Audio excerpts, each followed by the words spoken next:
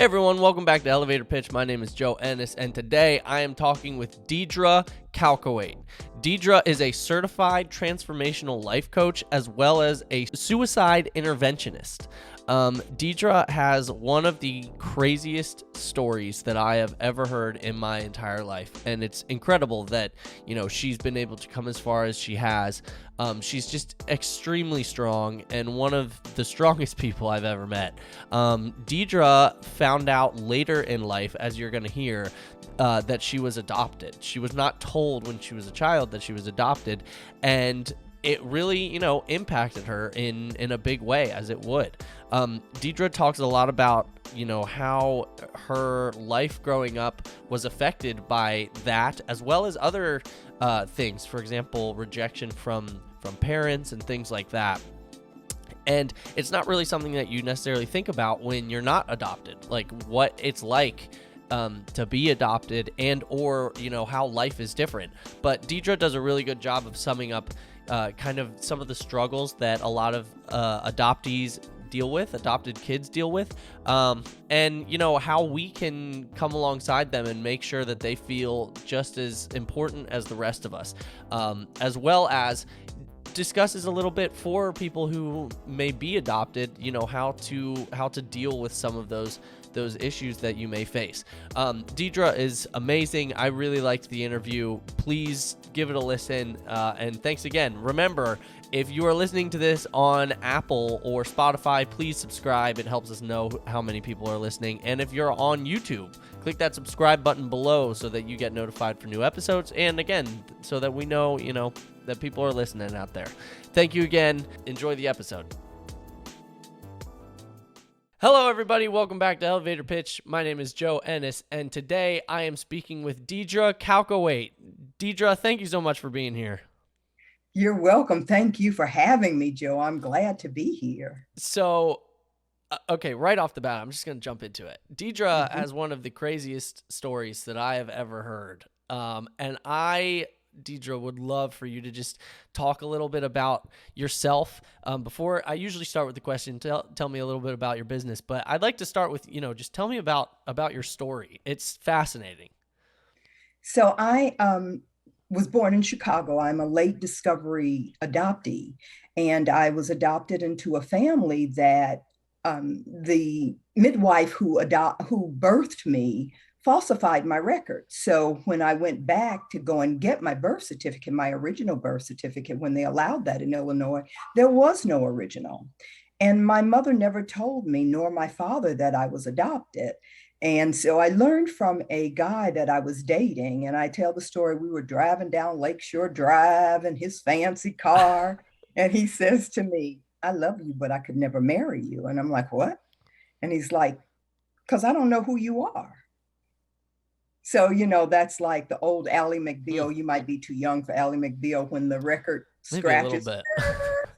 But anyway, so they say, so I didn't know I was adopted. I knew some of my birth family. I didn't know my mother and I didn't know my father. And so when I asked my adoptive family, they wouldn't tell me that I was adopted. And when I told my mother that I knew many years later I was married to someone else, I asked her about it, and she disowned me. She decided that I was not worthy of knowing that information for whatever reason. Later in life, I was the ninth of 10 children. I was the only one given up for adoption. I met my birth family, and some of my cousins in my adoptive family came to the celebration and gave me to them and said to them, "We have taken care of Dee." They used to call me taking care of Dee the majority of her life. And now we give her back to you as a family. So I got to met my birth mother once or twice. My father had passed on, and I know a couple of my brothers and sisters.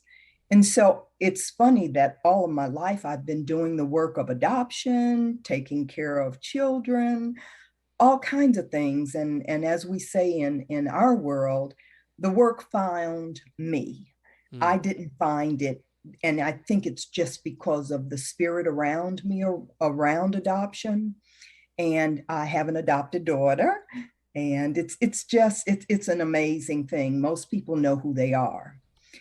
when I was doing, I'm a nerd, okay? So when I was doing the research on this, I find this fascinating, Joe. There are only 10 to 11 states that allow adoptees to have their original birth certificates.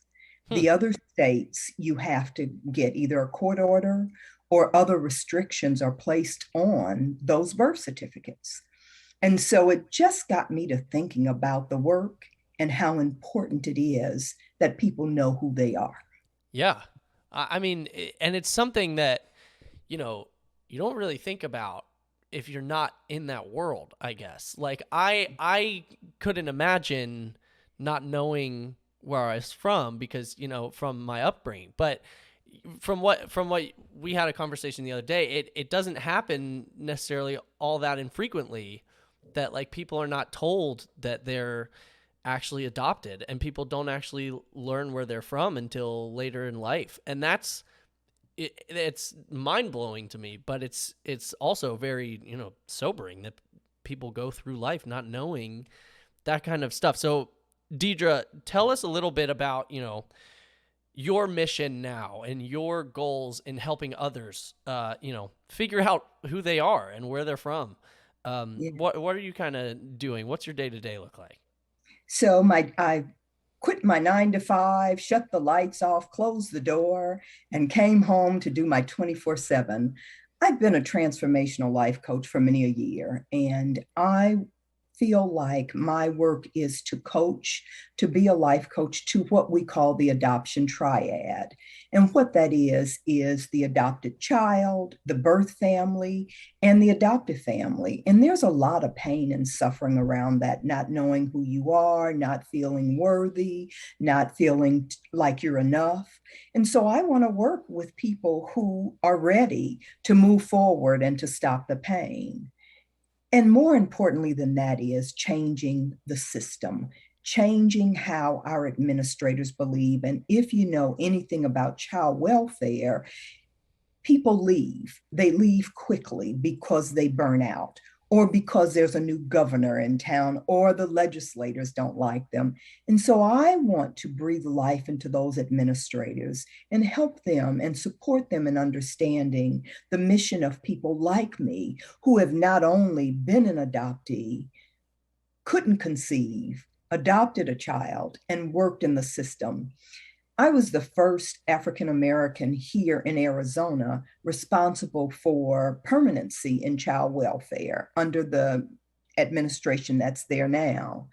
And it's tough. It's tough to see what the system has done to the children who were abused or neglected. Now, I wasn't abused or neglected from my birth family. My mother just could not care for another child.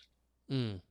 So that's my work. I want to support others into thriving, not just surviving, not feeling bad about who they are, but knowing who they are in a way that says, I didn't just have two parents, I had four or I had three, and that makes me real special. Yeah. Yeah. Deidre, Mhm.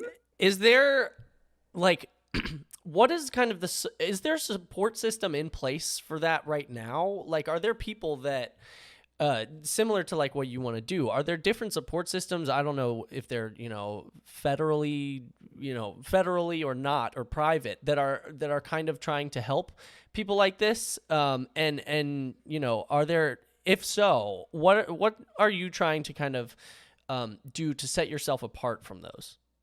And depending on, there are private adoptions and there are adoptions from the child welfare system. There are rehoming. People bring children from other countries here. And what happens is a lot of times they can't bond with each other. And when that happens, or the expectation of the parents are different from the expectations of what the child can and is willing to do, then there becomes this rift. And Mm. so there are therapists, there are counselors, but what I'm finding, Joe, is it's not enough. There are not enough people who have walked this journey. When you're an administrator in those systems, and not just child welfare, but behavioral health, juvenile justice, it swallows you up because the pain of what you work in is hard. and you don't talk to people. I mean, who understands this world?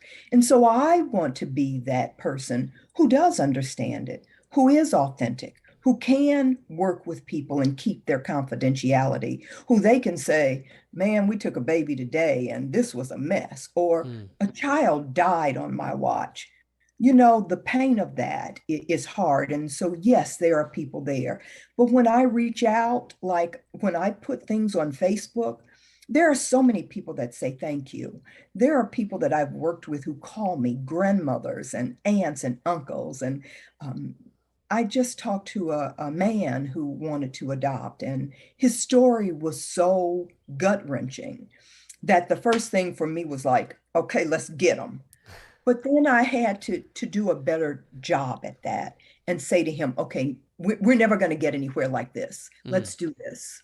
Let's open up. Let's look at how we change the message. Let's look at how we talk about the child. Let's look at how we talk about the birth parents. Let's not feel so sad for the child who was adopted that we can't tell the story, that they don't know who they are. Let's breathe life. And then I looked at Clubhouse and I look at all of these other different avenues, and there are not a lot of places for people who have gone through this to go and to talk to and to be around. And that's why I do this. It is my heart work. It is why I am here on this earth now. And I used to tell those that I work with, look, I'm getting long in the tooth. You better learn all you can from me. Yeah. So I don't want to die with my story in me. I want to support. I'm very passionate. I'm sure you couldn't tell, but I'm very passionate about all of this. And it's important. It's important. I just read a story the other day. It was a post on Facebook. And this woman, ever so good intentioned, called a child the foster. Mm. And it broke my heart. Is that what we've come to? This child is known as the foster, the adopted. We don't call ourselves diabetes. We don't call Mm. ourselves cancer. We say we have those things. And so when I worked in the child welfare system, I used to tell my PR person, you can't say foster children. You have to say children in the foster care system. And she's like, that's too many words. I'm like, you cut them somewhere else. I don't care. Cut them somewhere. They're not foster children. They are children in foster care. They've had enough. I'm not an adopted child. I am a child of a family. And those are the important changes that I believe we need to make, as well as opening records when people are ready. It's all sides, and this stuff is emotional and people are on different sides of it. And I believe that I can walk that middle road so that people will understand a little better, how do we do this? How do we do this and help and support everybody to be okay? That was poetic. I think, if anyone is capable of changing this system and the right person for the job, I would say it's you. I mean, your story is incredible, and there's other things that you were telling me too about your story that were also just like you're just show how strong you've been through life.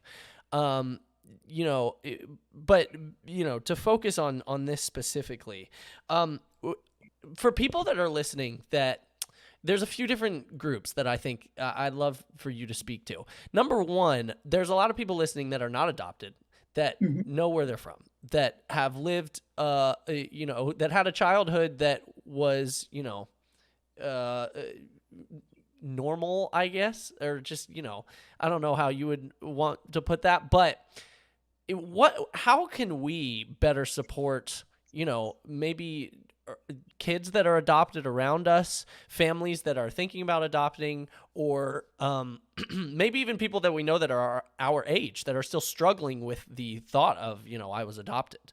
How can we better support them and come alongside them to make sure that we are, making them feel as normal as everyone else, because they are as normal as everyone else? Absolutely. And I was raised in a middle class home on the south side of Chicago. I went through private school all my life. And so someone who would see that would call that normal. But behind the scenes was emotional abuse. And Mm. how do we come beside people? And one of the things we do is we learn to normalize adoption. We learn to normalize and look at our families. And some families who struggle, maybe I can't take care of my baby. And so maybe I can't be there because I have a job that I have to not be home when the child gets home from school. Let's support those families. Let's be a community. And the big thing is stopping the bias and stigma. And my brother came to see me, and he's older than me, and he tells me the story of my birth. He was in the room when I was born. And when he came here, I said to my guy, I said, watch our interaction and tell me when I'm like him. Tell me if I say things that he says. Tell me how I act. And every few minutes, I'd look at him and he'd say, and so that, Joe, I sat up so much taller when I can hear that my fingers look like somebody, that I laugh like somebody in my family, that, yeah, yeah, girl, them hips, they come from so and so.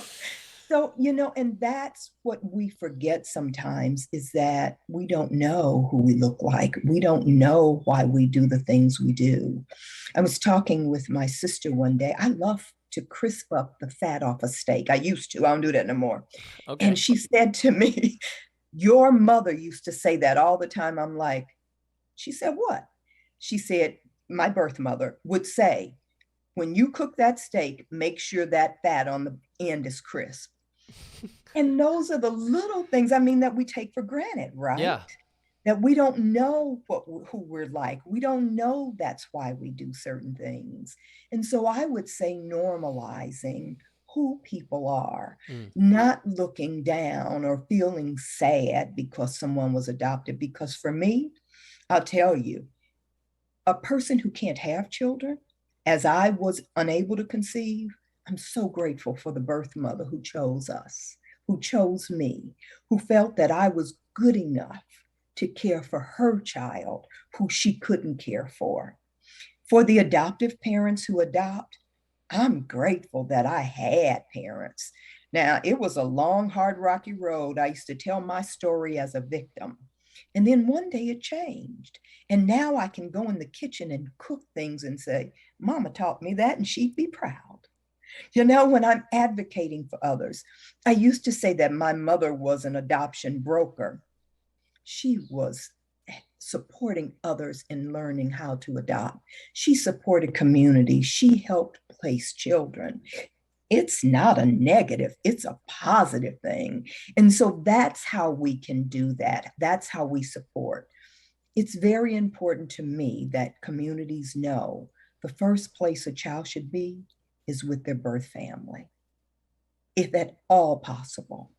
If not possible, let's get them in a permanent, loving home real quick, not 10 years after the fact, not 5 years after the fact, as quickly as possible.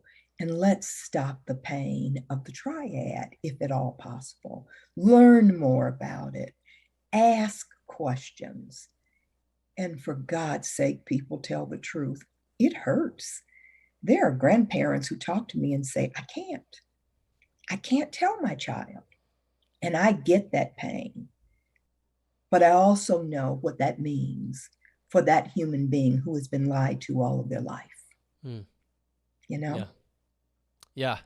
That's incredible. I could listen to you talk about this stuff all day. I tell you what, it's an incredible story. Deidre, the other group that I want you to speak to, and it's probably obvious, is the ones who have been adopted. People who are still struggling with it themselves, people who maybe learned later in life like you did, or maybe even kids that just, they're in their teens, maybe even younger, and they know that they're adopted, and it's something that they see other kids around them that maybe aren't, and they're they have questions and they're wondering. how would you talk to them? What would you encourage them in? How would you strengthen them? The first thing I would say is, you're not a mistake.